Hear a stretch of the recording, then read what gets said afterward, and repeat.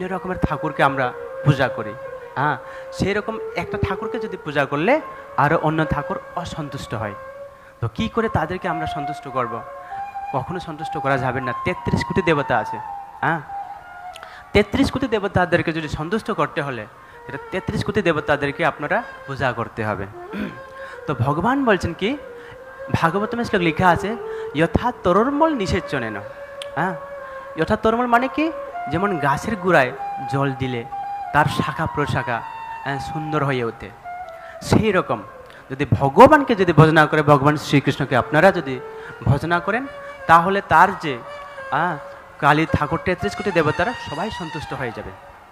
তো ভগবান বলছেন এখানে কি, তিনি শীঘ্রই ধর্মান্তম পরিণত হন। হ্যাঁ, সর্বধর্মান পরিত্যাজ্য মাম একম, এই সেই সমস্ত ধর্মকে পরিত্যাগ করে মাম একম শরণম ব্রজ, আমার চরণে আত্মসমর্পণ করো। হ্যাঁ।